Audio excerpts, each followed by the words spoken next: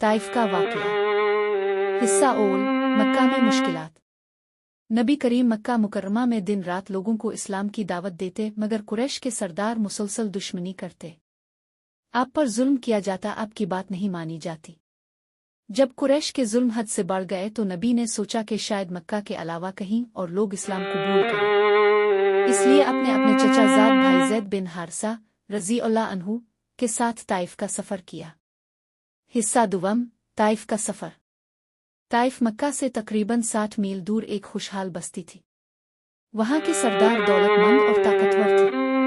आपने उम्मीद की कि शायद वो इस्लाम को कबूल कर ले। आप थके हारे ताइफ पहुंचे और बड़े अदब के साथ वहां के 3 सरदारों को अल्लाह की तरफ बुलाया। हिस्सा सिवम। ताइफ के सरदारों का जवाब। मगर अफसोस, उन सरदारों ने बहुत बुरा सलूक किया। एक ने कहा, अगर तुम वाकई नबी हो तो तुमसे बात करना मेरे लिए खतरा है। दूसरे ने मजाक उड़ाया, अल्लाह ने तुम्हें ही नबी बनाया। तीसरे ने कहा, मैं तो तुमसे बात भी नहीं करूंगा। और फिर उन्होंने अपने गुलामों और बच्चों को भड़का दिया कि मोहम्मद को गालियां दो, पत्थर मारो और बस्ती से निकाल दो। हिस्सा चहारुम। पत्थर और जख्म। बच्चों ने पत्थर बरसाए, गुलामों ने गालियां दी।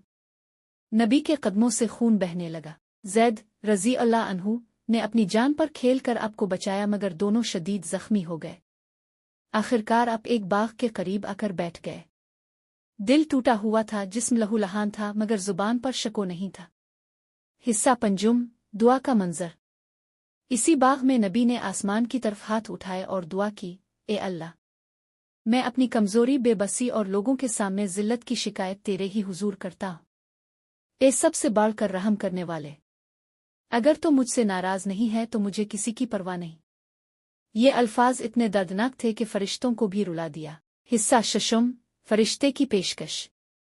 इसी वक्त जिब्राइल अलैहिस्सलाम हाजिर हुए और अर्ज किया, ए अल्लाह के रसूल, पहाड़ों का फरिश्ता भी हाजिर है। अगर आप चाहें तो ये दोनों पहाड़ मिला दे और ताइफ के लोगों को खत्म कर दे।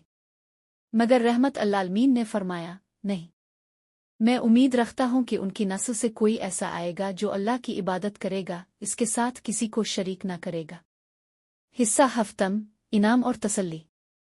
अल्लाह ने अपने हबीब को तसल्ली दी, दिल को सुकून दिया, और वक्त ने साबित कर दिया कि वाकई उन्हीं की नस्ल से बाद में बहुत से लोग ईमान लाए और इस्लाम को कबूल किया। इख्तिताम और सबक।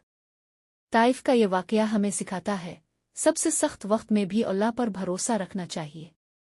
जुल्म के जवाब में बद्दुआ नहीं, बल्कि दुआ और रहमत का रास्ता इख्तियार करना चाहिए। मुश्किलें वक्ती हैं, मगर सब्र और यकीन रखने वाले आखिरकार कामयाब होते हैं।